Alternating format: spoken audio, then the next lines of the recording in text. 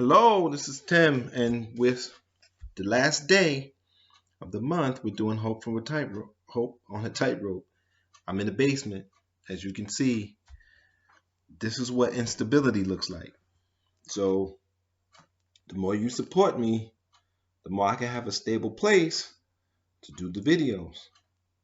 If you don't, I have to do them where I can.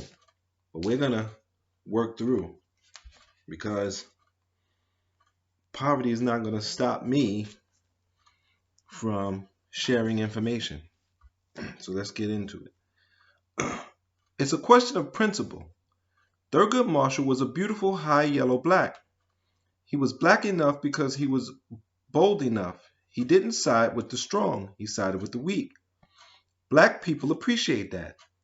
Not because we have a monopoly on truth, but because we come out of a history in which we look for heroic people in high places who side with the weak against the strong, whatever color they are. It's a matter of principle. You look in the white press and they're asking, should Obama deny his mother? What are you talking about? Adam Clayton Powell looked like a Puerto Rican, throwing his hair around as straight as his hair was. Black people loved him. How come? He was bold enough, which made him black enough. It's a very different kind of discourse. Okay, let's flip through. There's a letter from, I think, a prisoner to Cornel West, and he writes the prisoner back. So get the book and read that. It's really good. You learn personal things about Cornel West in this book, about his family and his marriages and things like that. I stand fundamentally on the profoundly Christian notion that we are each made equal in the eyes of God.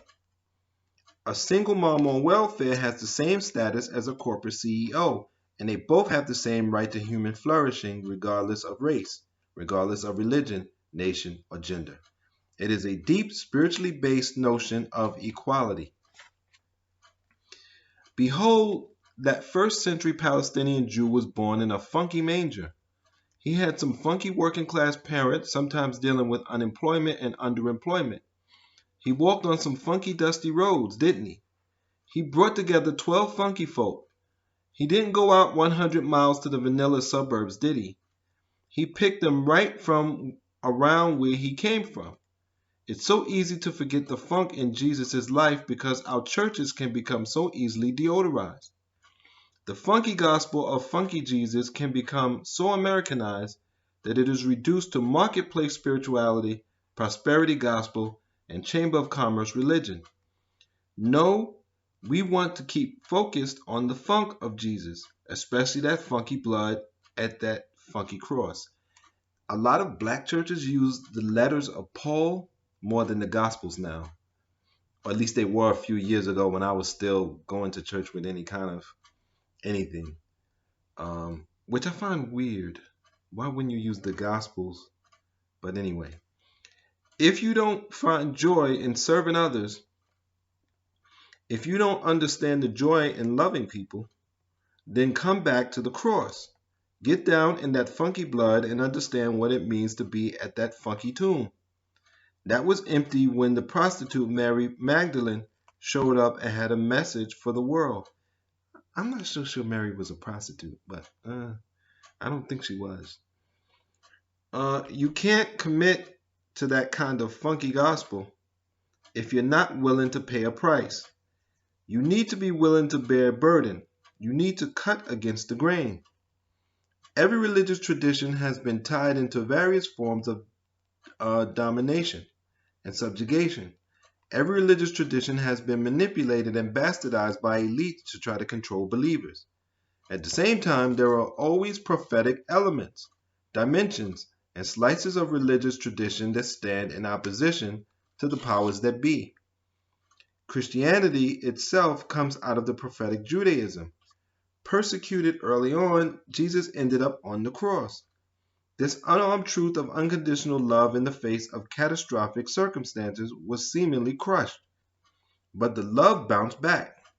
That story is what has attracted black folk and others. When we feel like we are being crucified every day, like that first century Palestinian Jew crucified at Calvary, we hold on to that unarmed truth and unconditional love. It looked as though Jesus couldn't bounce back. Black folk have been locked into that long Saturday after Good Friday. We ain't had Easter yet. All we have is each other and the promise of Easter, the promise of freedom. And so that was the second book for the month of May. I'll start the first book of the month of June tomorrow, the next video. And I want to thank you for supporting my platforms. Spread this information around, share it as much as you can. And until next time, take care of your mind, take care of your body, and please be safe.